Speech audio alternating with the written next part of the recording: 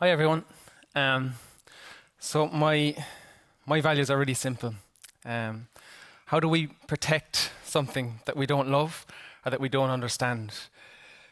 So for the last 3 years, I've been on a mission to sound record every bird in Ireland with the ultimate goal of spreading the awareness of the dangers that they're in, but also sharing the beauty of these birds and showing everyone what's worth fighting for.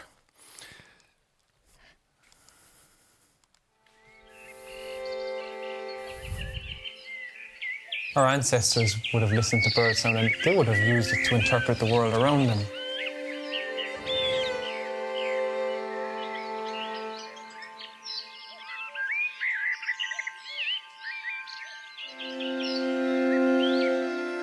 There's quite a few vocalizations, really. You know, it's like another language. Did you hear that? It's brambling. It's like a drug to me. Really excited. It's just brilliant.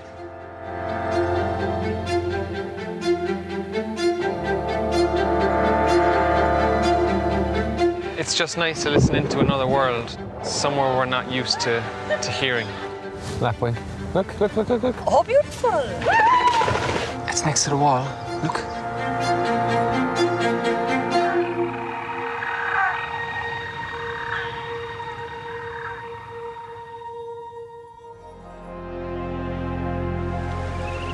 "63% of our birds are at risk of extinction, so they're either red or amber listed." How many do you reckon are left? Well, last year, it was just this one confirmed pair. In the whole country? In the whole country. The sonic loss. It's a representation of the physical loss. The more people that you reach out to, the more chance we have of making a difference. What he's doing is going to be a great record to have. I think that people connect with music and sound. It's another way to make people care about things that we're potentially losing.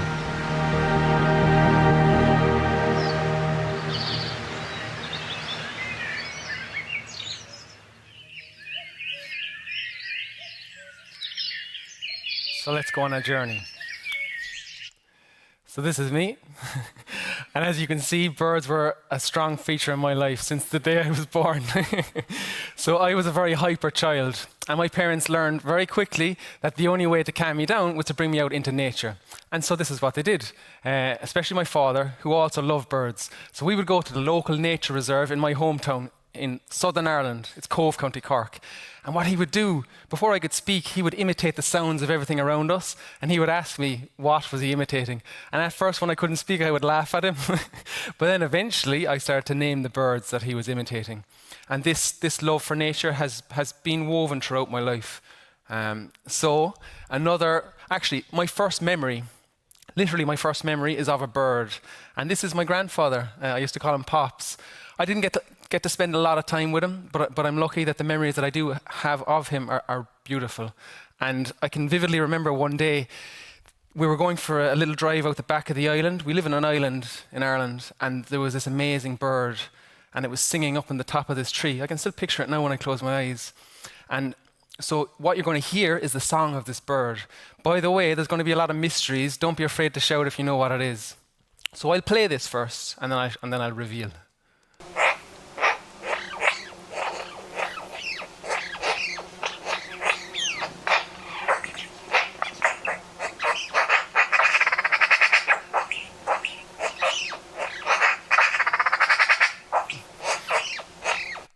Any takers? It is a member of the crow family. It is magpie, yeah. So magpie, like many birds, they have so many different vocalizations. So that chacking call that you hear is the most typical one. But actually what you're hearing here is song. So crows have complex songs, but we don't get to hear it that often because they like to keep it to themselves. So this particular type of song by magpie is called whisper song, and it's really beautiful. This is because both the male and the female do this song, and they often do it together, whispering when they're building their nest. So it's so quiet, they'll never really allow us to go close enough to hear it, but this was captured with a little hidden microphone. So in 2016, I met my wonderful partner, Alva, and Alva changed my life. She saved me from myself, really. I was in a job that I didn't love and that was in no way related to my true passion, which is ornithology, the study of birds. And she really supported me. And she pushed me out there, and said, go and chase it, and I've got your back until you get there. So I've got Alba to thank for everything, really. So Alba is from Barcelona. I'm from Ireland. It rains a lot in Ireland, and obviously in Barcelona it's very sunny. And she said to me, Seán, I can't take this rain anymore. Let's go to Barcelona. And I said, okay. So in 2018, we moved to Barcelona.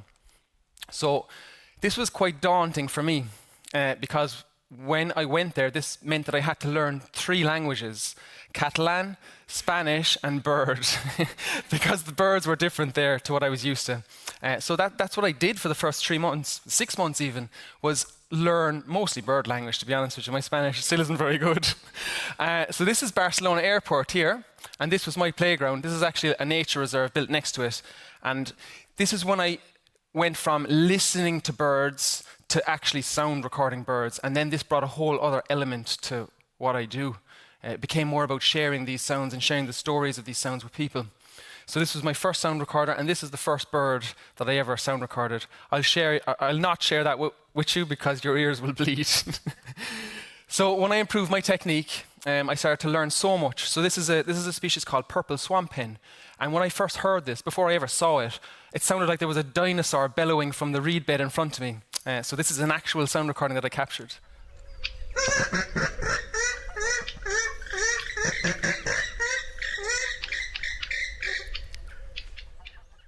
So then, things changed completely.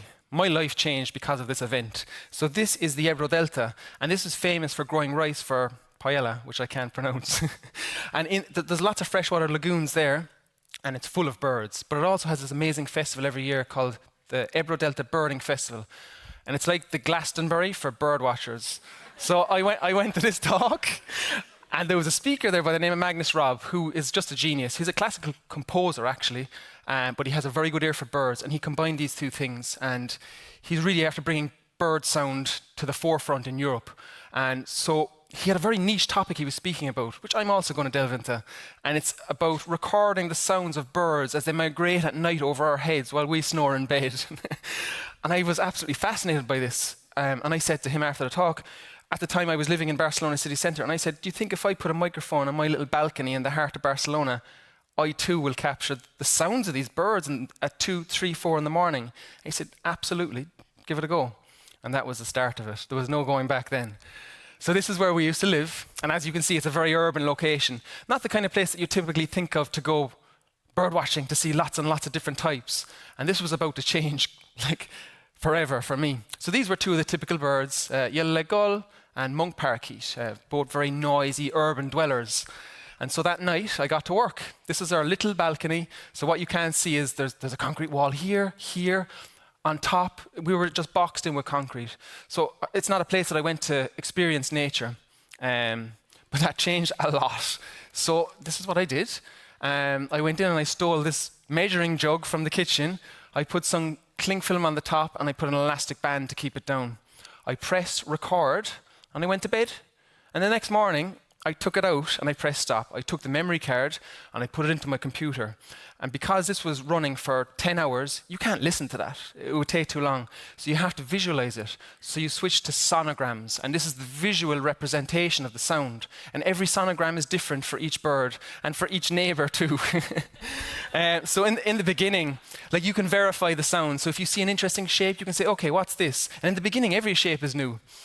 So I was listening to my neighbors arguing, people getting sick in the street, cats, dogs, everything. But even after this first night, there was a big surprise. So I'm going to play this to you and see if you recognize it. I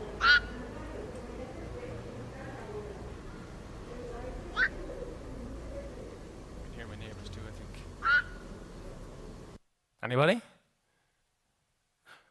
It is a species of heron. But it's not a species of heron that we get here in this area. It's a species called black-crowned night heron. And as you can see by the big red light-gathering eye and the name, they have nocturnal habits. So they're also highly migratory. So the birds that breed in the Mediterranean, in the autumn, they'll get up and they'll fly to spend the winter in the marshes of Central and Western Africa. So because I was on the east coast of Catalonia, of Spain, this was a major migratory flyway, and these birds were passing over over my apartment every night, and I never knew it until this moment. And I started to see the world around me in a totally different light. So I upgraded and I got some better equipment.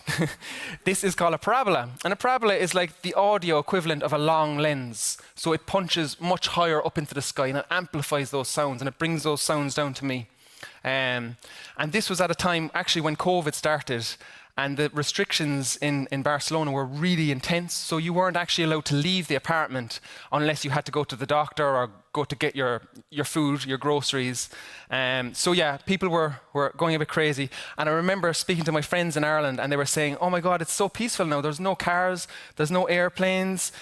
Barcelona was a little bit different.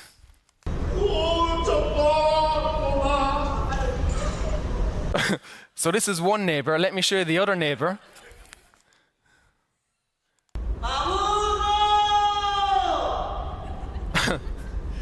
So this translates to, I'm bored. So I got to know my neighbors very well. Okay, but eventually the birds did appear. And like, picture this context, okay? So here's a flock of flamingos. Flamingos are a species that you get in a really wild, pristine habitat in the salt marshes by the coast. But yet, here they are, in the middle of Barcelona city centre, one of the largest cities in Europe, flying right over the tops of the skyscrapers, calling as I snore in bed.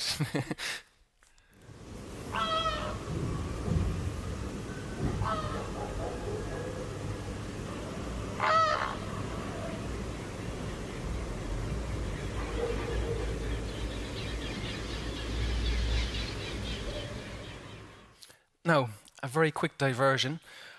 I can never stop recording birds. So actually last night I went out around Malmo until 1 o'clock in the morning sound recording migrating birds. Watch this. So you might recognize this. This is very close to where we are. I had a microphone running until 10 o'clock this morning and I took it back and I applied the same process. So right here, right now, we're in the middle of one of the greatest European migratory flyways. If you're out tonight, listen up. Listen up to the sky and you'll hear these birds.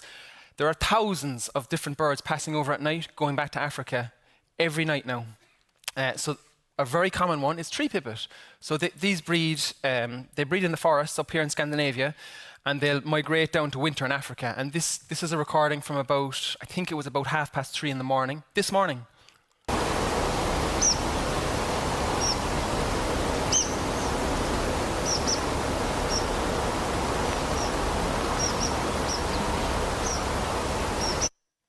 And common sandpiper also migrating this morning.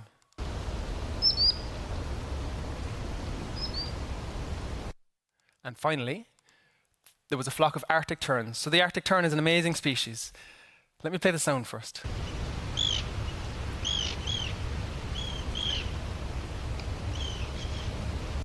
So Arctic tern lives in perpetual summer.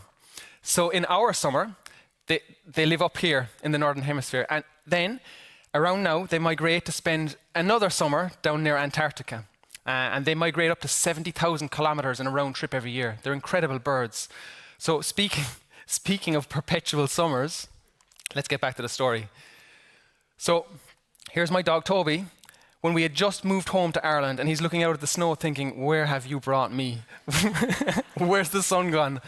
So this was the start of my big journey, and this was when I decided to sound record every bird in Ireland. And I did this because I wanted to show people what beauty and what amazing creatures they are, and what we need to come together and protect.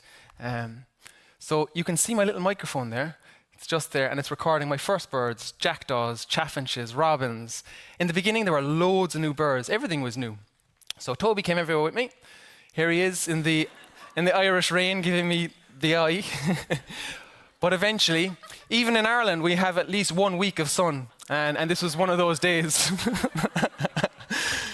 So there's Alba as well, happy out. Now, so another part of the project was to capture soundscapes, but I didn't want to just capture any soundscape. So a soundscape is not focused on one particular bird or individual, it's capturing the whole landscape, if you will, in sound form. So the full habitat. But I wanted to do that without any anthropogenic noise. Anthropogenic noise is our noise. So engines, cows, domestic animals, cows, dogs, cats, airplanes. I wanted none of that. So this is a little sample of that.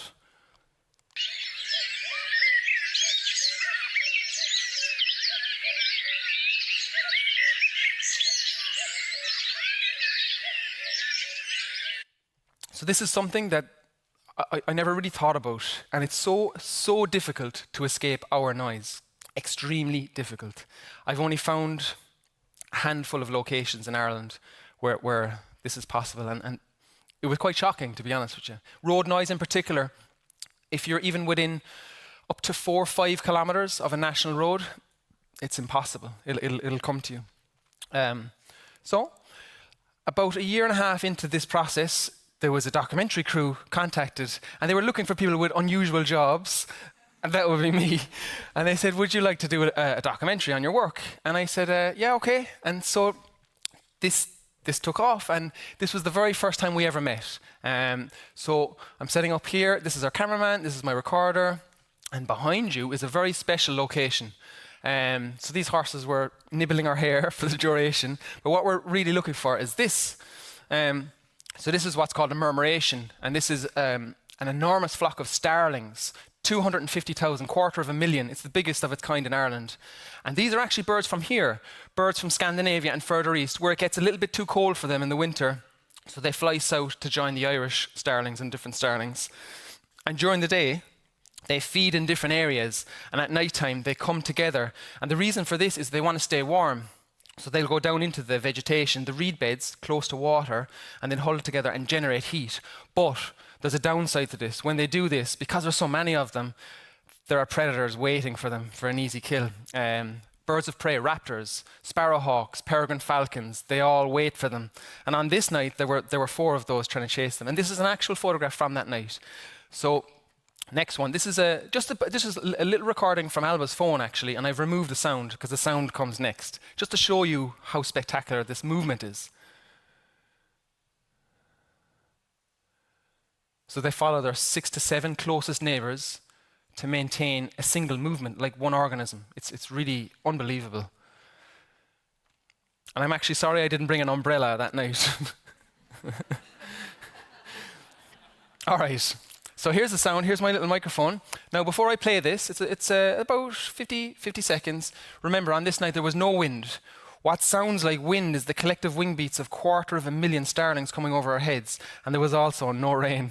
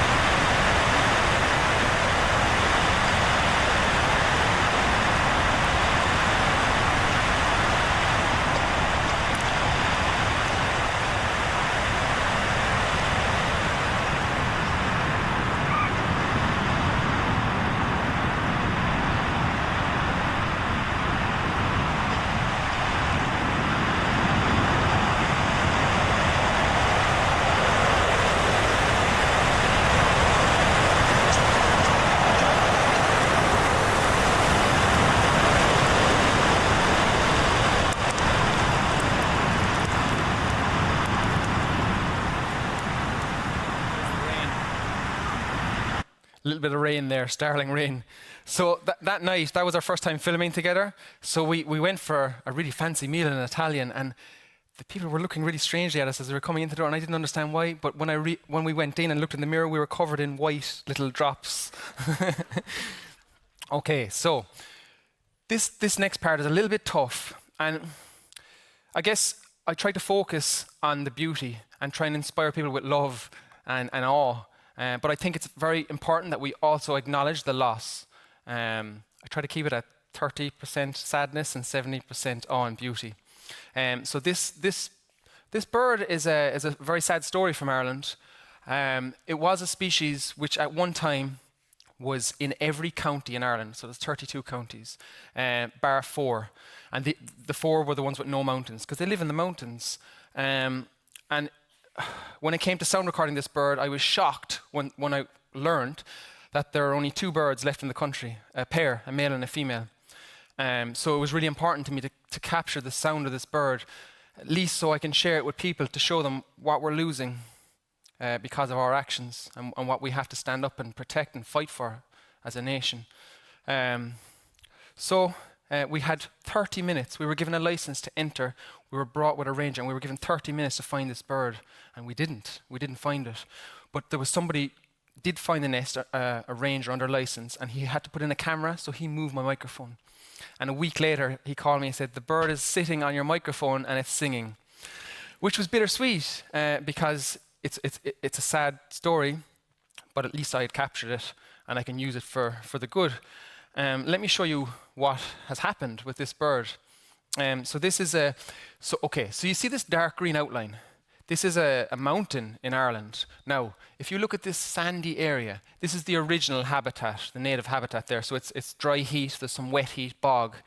And all of this dark area, this is what is called a conifer plantation. It's a commercial crop. It's not a native forest. It's planted in very dense rows and in straight lines, and it's completely dark. So they're destroying a very sensitive habitat. Many species are suffering. And on top of that, there's also a wind farm put through the centre of it. So this is a common theme throughout Ireland. And another thing which you can't see there is overgrazing by sheep and deer.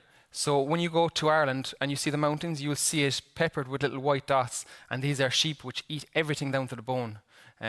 So we have no native forest, and many of the habitats are degraded up there. So this has resulted in serious loss of many birds.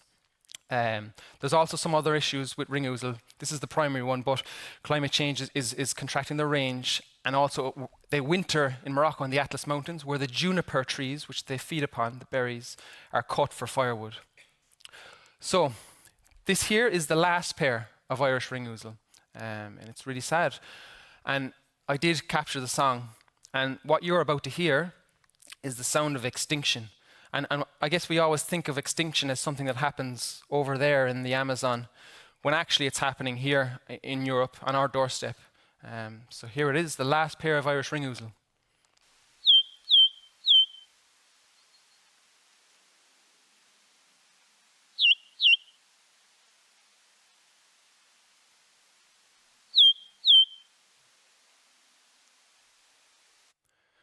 So I just hope that I can use this to prevent further loss. But look, there are many positive stories too, and we need more of these. So this is a prime example from Ireland. There's a species in Ireland called redneck phalarope. It was actually only discovered in Ireland in the early 1900s, and it's at the very south of its range in the world. And these species became extinct in Ireland, and there was a man came back. He was employed by our bird NGO, Birdwatch Ireland, and he recreated this habitat. This is what they need, shallow little pools like this with vegetation. And it's a fascinating bird. And actually, the roles of the sexes are reversed.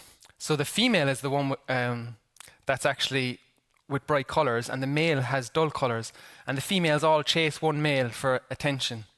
And what happens is, when the female lays the egg, the male sits on it and incubates, and then the female gets up and she leaves and she goes to Peru. I think she has the right idea. So here they are. And this is a great success story. They did come back to this site, and they're now expanding and turning up in different areas in Ireland because of this hands-on approach. And this is the sound of a couple of females harassing a male in Ireland.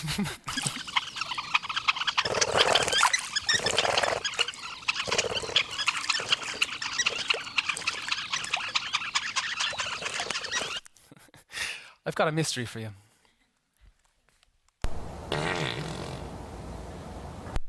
Now, it's not human, and it's definitely not me. I'm going to give you another clue.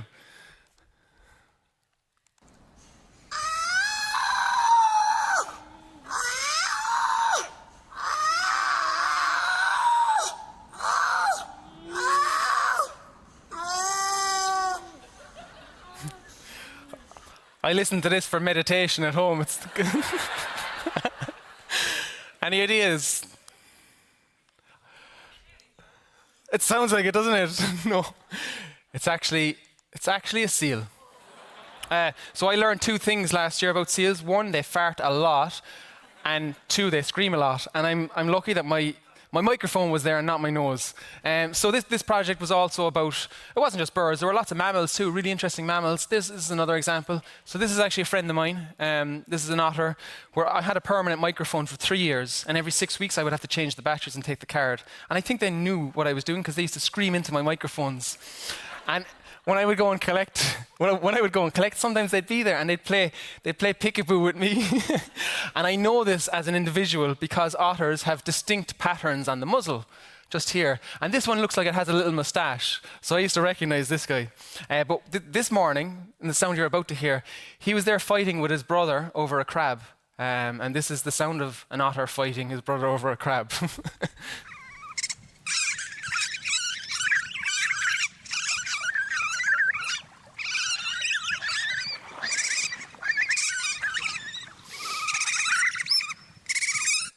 Here's something even more, I guess, unusual. In one of the recording trips, I had just bought a new microphone, an underwater microphone, a hydrophone, and it's for listening to whales and anything under the water. And in this place, it was so clear, and I could see the fish and the prawns down there. I put on my headphones and I dropped this hydrophone, and what I heard was another world.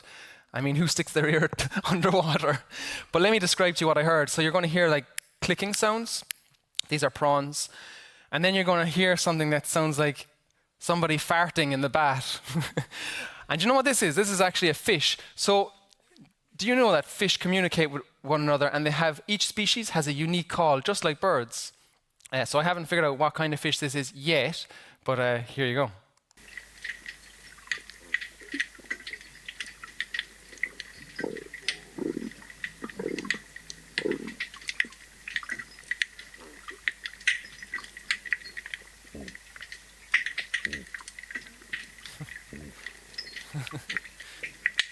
Okay, so before I go into the last section, I've got another mystery for you.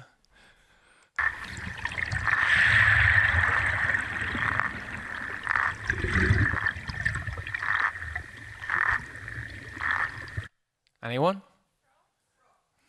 No? It's in the marine environment. Okay, I'll show you. Limpet. So it turns out that limpets are noisy eaters.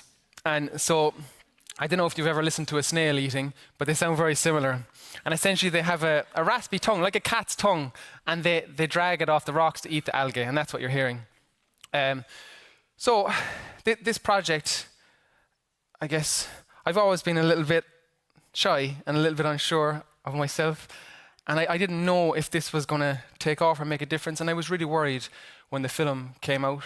I thought that I was going to get a lot of criticism. And yeah, I found it tough. But actually, when the film came out, it was amazing. And in Ireland, it really blew up. And it was really beautiful. It was really encouraging to me. And it gave me the motivation to push forward. There were some really beautiful messages from. Well, I guess I haven't mentioned this, but I had a late diagnosis of autism at the age of 32, and this is covered in detail in this film. But there were lots of parents with kids who had autism and different things that came forward, and it really drove me forward and gave me the confidence to continue. So this is the last section, and it's my favorite section, and I think you'll enjoy it too. So vocal mimicry. Vocal mimicry is when a bird copies the sounds of other birds, other mammals, or even engines or the likes in their environment. So here's a starling again. And we had a starling that lived in our roof when we had just moved home. So there are two different types of song learners in birds, broadly speaking. So there are those that have a critical learning period. So they'll learn for, say, the first 2 months of their life, and it's cut off. That's it. It's set. It's crystallized. But you have other birds which are lifelong learners, and they can update their repertoire throughout their lives, and starlings are lifelong learners. And I wanted to know, if I record this starling every day of the year, will I witness it update its song based on different seasonal natural history events which unfold around me? Turns out it did. So I would record this bird, and I would break down the mimicry using the visuals like before.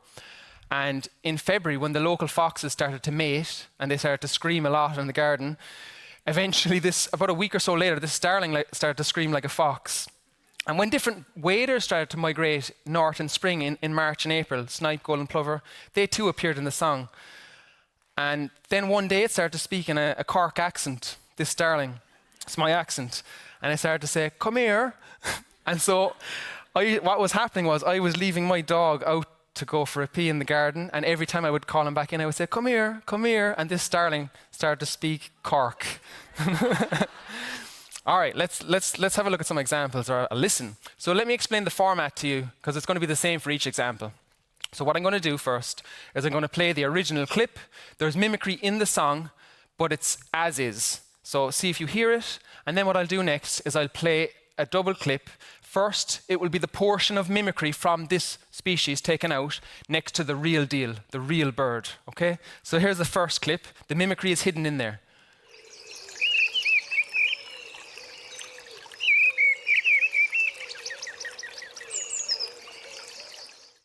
Okay, it's a really weird one. It's really specific, but does anyone want to try?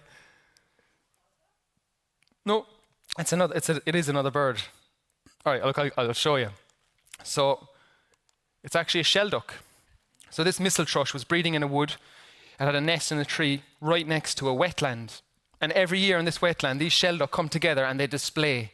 So now I'm going to show you the clip of the missel thrush and the actual shelduck to show you how similar the mimicry is.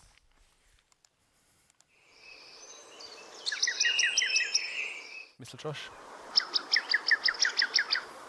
Shelduck. Right, mimicry is wild. Watch this.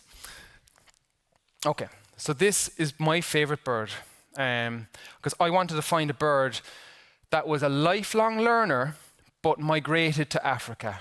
Because then I was thinking, if I find a bird like this, it can potentially bring stories back to me from another continent.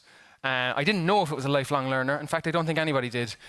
And so what I did for the last 4 years now is record every whitethroat I've ever encountered. I always have a microphone or two with me. So there are two basic songs of whitethroat. One is the typical song where it's not excited and there's usually no mimicry, and it's just a short, predictable verse. Just like that.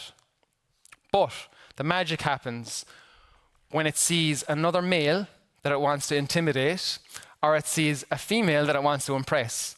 And then it flies up into the air and it sings a song hovering in the sky. And it's like a crazy jazz musician who's plagiarized lots of different musicians from around the world. And this song is about 90% mimicry, but it happens so fast in life, you'll never get every message. So again, it's back to the sonogram.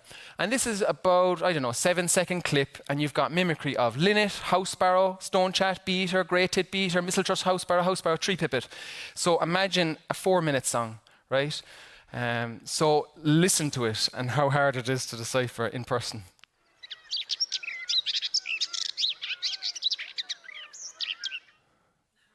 Okay, so, but when you break it down and you recognize the shapes, it becomes a lot easier, a lot more palatable. So I'm going to show you some examples. So of course, when I started to do this, the first birds I started to find were birds that I was really familiar with from Ireland. So this is an example of one of them. Here's this Arctic tern again. So they breed in Ireland.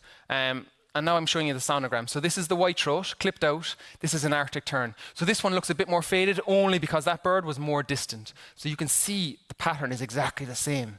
So again, same format, whitethroat clip, actual Arctic tern. All right, so then, after some work, I started to find voices of birds that the whitethroat heard in Iberia, so Spain, Portugal, and so on, when it was migrating. So yellow wagtail does not occur in Ireland. It's a very, very scarce migrant. So this whitethroat would have heard this when it was migrating and took a pit stop for a break in the Iberian Peninsula. So whitethroat left, yellow wagtail right.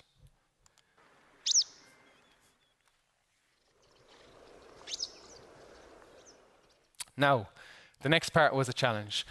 How do you find mimicry of birds from Senegal when you've never been to Africa?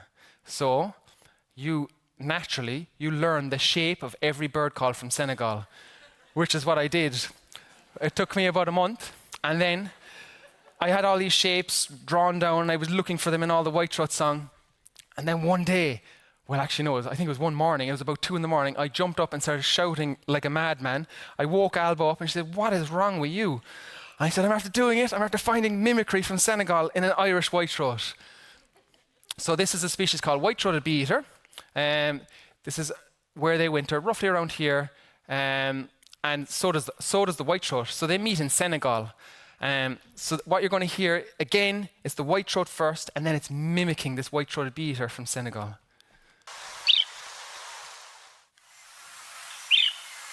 Now this is amazing, but it's also really beautiful when you think about it. This is such a personal insight into this bird. You know, sometimes we think of birds and we just hear this beautiful music, but actually there are so many really rich messages in those songs. So this is a personal story of this white-throat, and this white-throat had many instances of mimicry, but when you look at it, it's spelling out its roadmap in life to me.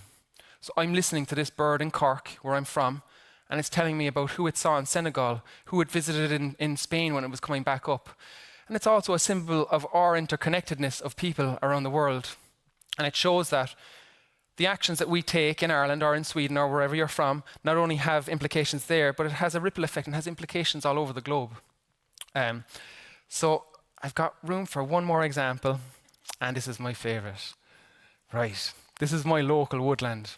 And every day I walk my dog Toby, and I leave him off on the little track here ahead of me, and he trots along. And this one day, I heard a dog barking ahead. It sounded like a big dog, so I went to take Toby and put him on the lead.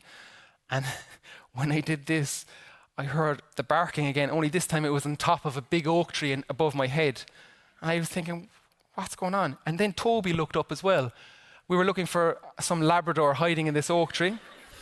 But actually, what happened was, this bird appears and looks at us and starts barking at us. So I wasn't sound recording, but I had my phone, and I was like thinking, what is happening? And I recorded it, and I'm going to share that recording with you now. I play this recording at schools in Ireland, and the kids say, "No, you're lying. This is your dog." But it's the bird, so it's a jay. It's another crow. It's a member of the crow family. So here we go. There's no dog in this. This is a jay you're going to hear.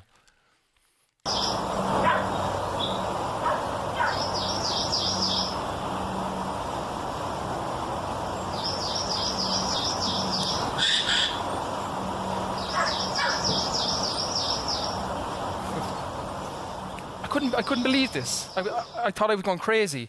So I went home and I thought, I need to write this up. This is new to science, definitely.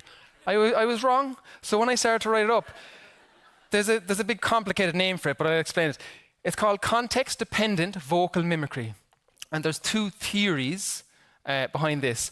One is that, okay, this jay, it sees a predator, it knows what sound the predator makes, and it wants to trick it, maybe to protect its young. So it sees a dog and it barks like a dog to scare the dog away, because this dog thinks there's another dog coming.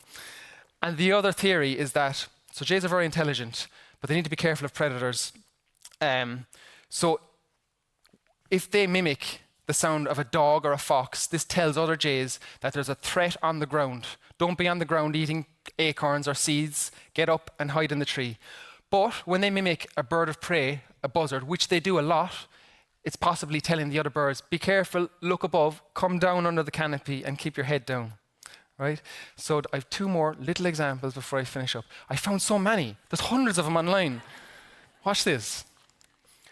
So Xenocanto is a brilliant website, by the way. It's like an encyclopedia of bird sounds. And the artist, the recordist, live little comments. So this person, they left their cat out onto the balcony. And there's a tree next to the balcony. There's a jay in it. The jay gets a fright when the cat comes out and it starts to meow at the cat. This is it.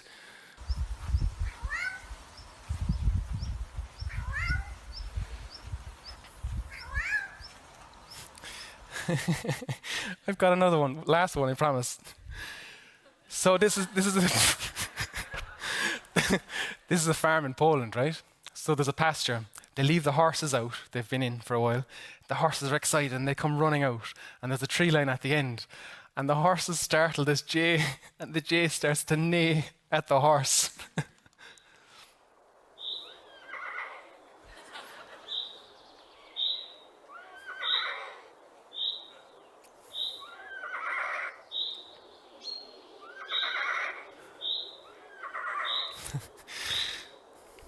So I'm going to finish up now, but I just want to say one thing, or a few little things before I finish.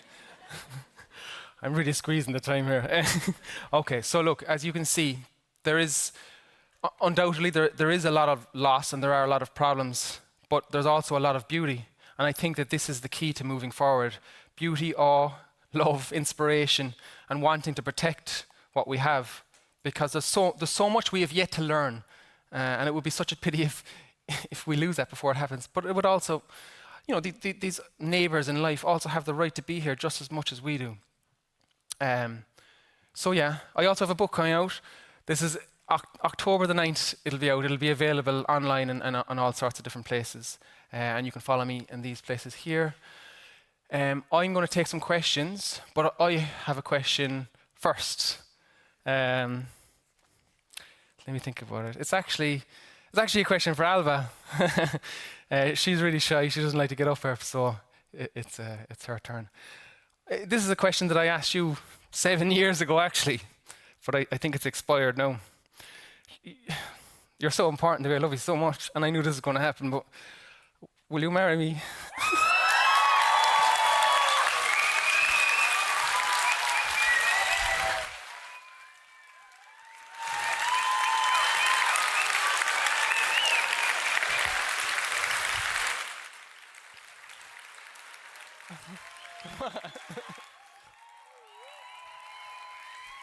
Stu?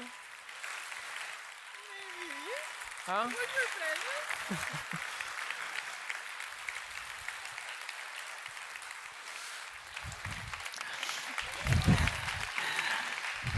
You guys.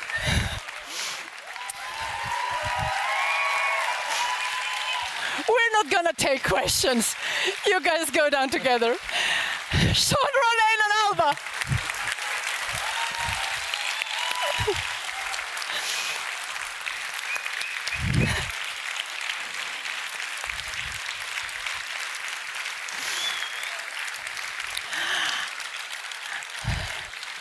I don't think it's fair to make anyone do a Q&A right now, so we won't. You can come and see Birdsong here tomorrow morning, and there will be a discussion after that, or just grab Seán tomorrow.